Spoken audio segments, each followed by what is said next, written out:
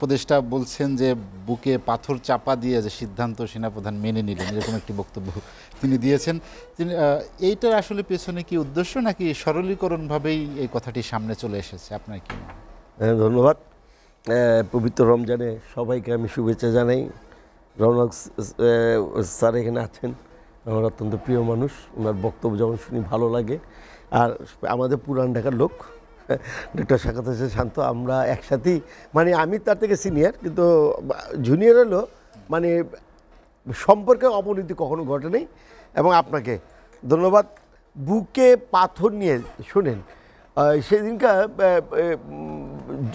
জার্মানির চ্যান্সেলর একটা বক্তব্য দিয়েছিল, যে মহিলাটার নাম কি জানি, এক্স চ্যান্সেলর অ্যাঙ্গেলা মার্কেল, যে তার বইয়ে লিখছে যে পুতিন জানে আমি কুকুরে ভয় পাই।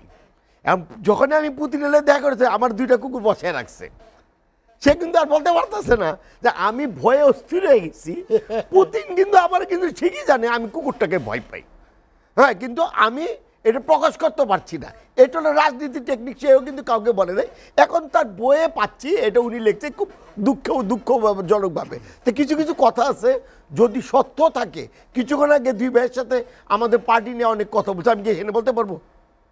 কিছু কিছু কথা বলা যায় না। জাতির বৃহত্তর স্বার্থে, দলের বৃহত্তর স্বার্থে কিছু কথা বলা যায় না। এখন উনারা যে সেনা প্রধানের বিরুদ্ধে এরকমভাবে কথা হচ্ছে, আমি তো অবাক হয়ে গেছি। আমি ডিউটির এক্সপার্ট সেনা প্রধান এবং নতুন নেতাদেরকে আপনারা এই ধরনের বক্তব্য দেন, ওই যে অপরিপক্ষ বলে না, যে তোমরা এখনও মানে 40 বছর আমার চাকরি জীবনে, তোমরা এখন পর্যন্ত তখন জন্মই নেই। আর আর উনারা যে এত এত বলেও আমি মাঝে মাঝে এখন উনাদের বয়স কত, 25-26 নাকি 30? তো 16 বছরের যে আন্দোলন করলো ডক্টর শান্ত, তো তখন তো তাদের বয়স হতো পূর্ণ 16। তখন তো তারা আন্দোলনে ছিল না, ছিল কি 18-24-এ।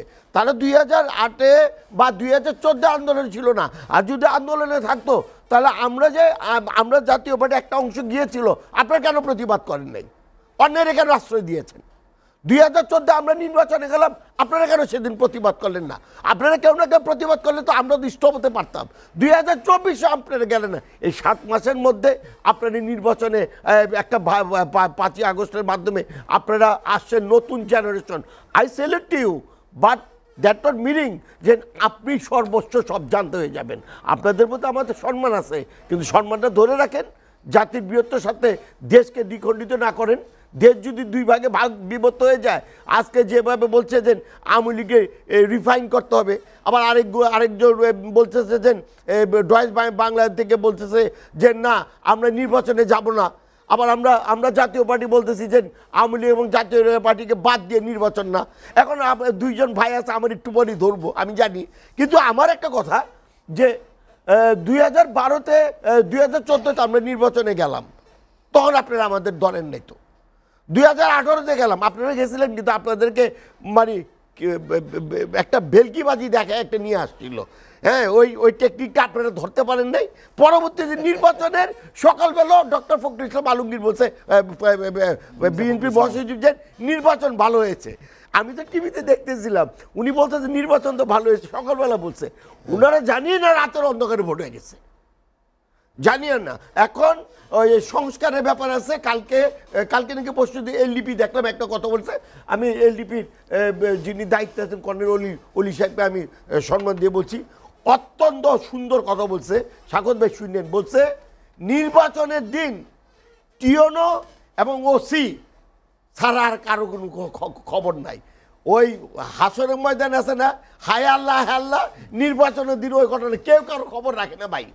নির্বাচনে জানতে কেউ না, এসপি ডিসি কিছুই না, মিথ্যা কথা। ওই তখন দেশের রাজা, রাষ্ট্রপতি সব কিছু এলো, ওসি আর টিওনো। এই টিওনো ওসি যদি ঠিকভাবে আপনারা যদি সংস্কারের মাধ্যমে তাদেরকে যদি অবস্থান পরিবর্তন না করতে পারেন, নির্বাচন দিয়ে কোনো লাভ নাই। ওই আওয়ামী লীগের লোকগুলি তো নির্বাচনে আবার টিওনো আইব। আপনি মনে করেন কয়টা ব্যাচ পার করবেন? আওয়ামী লীগের ওই ওসিগুলি তো আসবো। অলমোস্ট 90,000 পুলিশ অফিসার আওয়ামী লীগের, 10 লক্ষ আওয়ামী লীগের। তো এগুলিকে কেমনে বাদ দিবেন? দিতে পারবেন না। ইওনো বাদ দিতে গেলে দেখা যাবে যে কোনো না কোনোভাবে 300টা থানায় 300টা আসনের নির্বাচনে দেখা যাবে অন্তপক্ষে 100টি আওয়ামী লীগের।